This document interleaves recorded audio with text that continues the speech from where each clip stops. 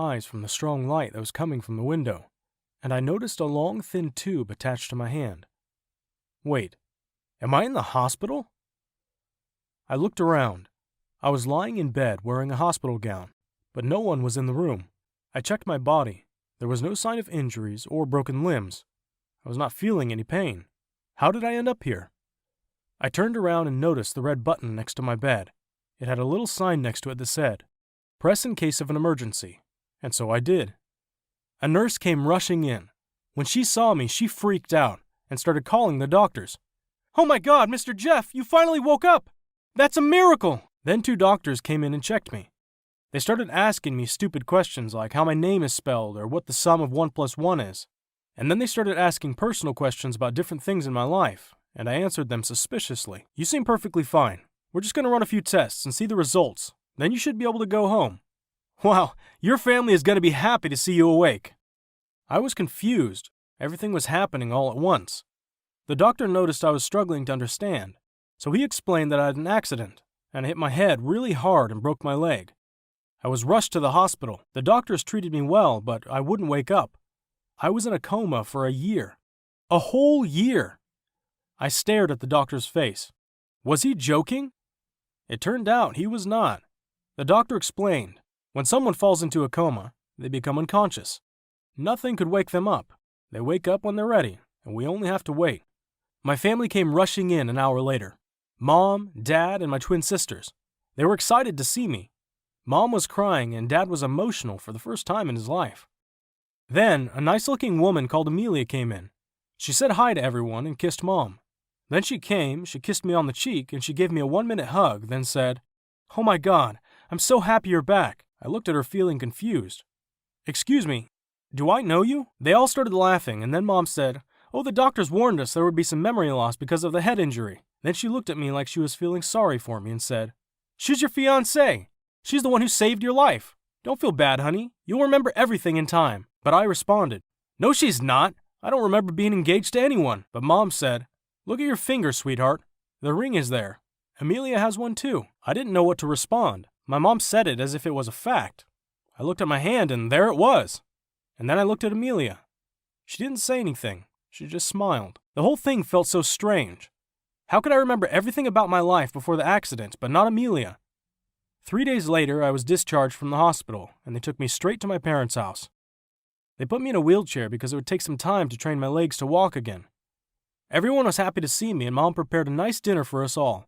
Amelia was used to being at my parents' house, joking with Dad, helping Mom, and talking to my sisters. She pushed the wheelchair, set the dinner table, and sat next to me.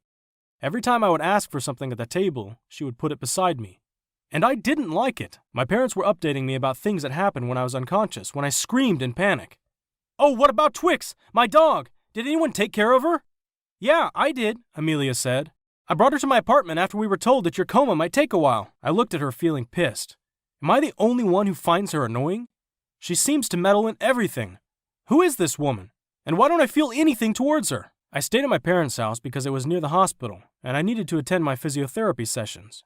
And of course, Amelia escorted me most of the time. I wanted to talk to her in private and get to know how we met, but there was never a good time for that. We were always surrounded by people. My family would not leave us alone, and my friends and coworkers visited me at the house to check up on me. But one night, I decided to call Tom, my best friend. He was in China for a business trip. I FaceTimed with my new phone because the old one got destroyed in the accident. I asked him about Amelia and if I mentioned her to him. And he said, "Yes, you said you were dating a lovely girl and you were excited to have her in your life.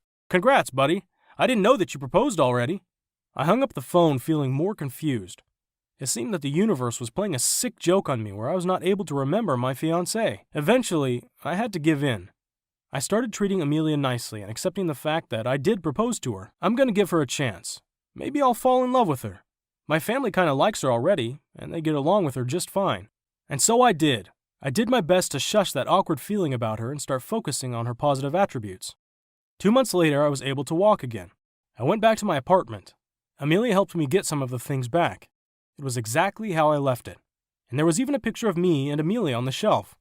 I sat on the sofa and asked Amelia, "Honey, could you bring me a pillow from my bedroom?" And she said, "Sure." But then, instead of going to the bedroom, she went to the bathroom. I laughed and told her, It seems you don't remember the way to the bedroom. It's on the left." She laughed awkwardly and said, "Yeah, I haven't been here in a while." Sure, if I was in a coma all this time, she definitely wouldn't have the time to spend it here, I thought. But what happened next made me question her again. Amelia was always busy. Every time I suggested we spend time together, she would give me an excuse for why she can't. She worked as a cafe manager, and she would always say she couldn't leave the cafe because there was too much work, and she can't leave it for the other workers, which seemed implausible, because I know she can control her own hours. Then, when my dad suggested going on a family trip to our beach house, she was the first to say yes. "I could make that work. I could hire an employee for when we are gone," she said. "Wait, what?" I looked at her and said, "I've been trying to go out on a dinner with you for 2 weeks now, and you said you couldn't because you were preoccupied with work. What happened now?" She blushed and said, "The worker that I count on the most got back from his trip 2 days ago, so I'm free now." I didn't say anything, and she went to the beach house. She was happy to be with the family. On the first day, I asked her to go on a long walk with me just before sunset. The view was magical, and I thought that was the perfect time to kiss her, because I haven't tried that since I woke up from my coma. She only kissed me on the cheek and forehead, but I thought she was ready to do that. I leaned over to kiss her, and the kiss was good. It was not great or mesmerizing, just good. A bit disappointing, actually, and so I decided to break up with her. That's it, I couldn't do it anymore.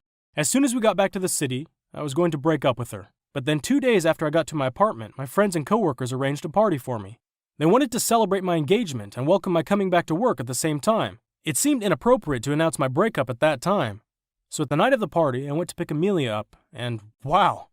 She looked amazing in her black dress. I felt that I was falling for her and that I really liked her. When I got there, I started introducing her to my friends. She didn't seem to know anyone there. And then while I was talking to my boss, a very beautiful lady came next to me and said, "I thought you disappeared." I looked at her and said, "I'm sorry, but how do I know you?" She smiled and said, "Yeah, I'm Kristen. We were supposed to go on our first date right before you had the accident. I waited, but you never called, so I assumed you were not interested." I stared at her for a few moments, and my brain was going in circles. Kristen, Amelia, the accident, the engagement. There's a link between them all, but I can't get my hands on it. I apologized to Kristen, and I went straight to ask Amelia about how exactly we met. Something was not right. She was standing on the balcony outside, but when I came close, I heard her saying, "I can't do this anymore. I thought it would be easy, but it wasn't. I think I'm going to tell him tonight." Wait, who was she talking to? I took 3 steps back and then stood next to the door, and then I heard her speak one more time. "Simon, this is getting out of hand. He's not buying it. He's noticing all the wrong things I'm doing. Maybe I'm not a good actor." Simon? Was she talking to my dad? Something was messed up indeed, but I didn't expect that my dad had something to do with it. Then she said, "I'll talk to you later, when we get back home." She hung up and stood there for a minute to calm down. My initial thought was to yell at her and make her explain everything to me. But after a second thought, I decided not to. If there was something going on, I needed to know it all by myself, because she would most likely lie to my face and twist the truth. So I took a deep breath and went out there, saying, "Oh, honey, I missed you. What are you doing here?" Amelia just smiled awkwardly and came in with me. I introduced her to more friends as if nothing happened. That night, Amelia spent the night at my house. While she was sleeping, I took her phone and opened it by pressing one of her fingers on the lock screen. I knew she couldn't wake up because she drank too much that night. She was nervous, and I kept giving her drinks. And when I opened her phone, I read something that shocked the hell out of me. Dad was having an affair with Amelia. They had tons of pictures together, sleeping in different hotel rooms and even in our beach house. What the hell? But in a strange way, it all clicked. When I had the accident, Dad saw Amelia. He liked her and started seeing her. Then they faked the whole engagement thing so Dad could cheat on Mom whenever he wanted to. I mean, she would be my wife, so no one would suspect anything if they saw them together. And when I asked Tom about her, he confirmed it to me because he thought I was talking about Kristen, not Amelia. Oh, how sneaky of them. I thought I was going crazy for not remembering her. It turns out I was only a fool. I then scrolled down the messages between her and my dad. And there, I found the answer. Dad had promised her $2 million if she marries me and stays with him. He told her that she was the love of his life. Ugh! I was furious to think my dad would manipulate me and use me as a puppet to satisfy his own pleasure. I felt like a complete idiot. And $2 million? I didn't know my dad had that much money. Where was he hiding all of this? I sat there speechless, trying to soak it all in. But I couldn't sit still. Mom doesn't deserve this, and Amelia cannot take Dad's money if he had any. It should be ours, his children. So I made a copy of the messages and sent them to my mom. She needs to know the truth. In the morning when Amelia woke up, I told her that everything was over between us. She looked confused and even said, "We just celebrated our engagement." She totally believed her lie, as if we were a normal couple who loved each other, but I just refused to listen and kicked her out of the house. Then, an hour later, I got a call from Mom. I went to our house. She and Dad were fighting. "I want a divorce now," she screamed, and Dad looked at me. He knew I was the one to do this. He yelled at me saying, "If only you could keep your mouth shut."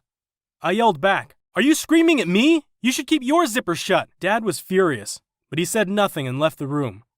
My parents got divorced 2 months later.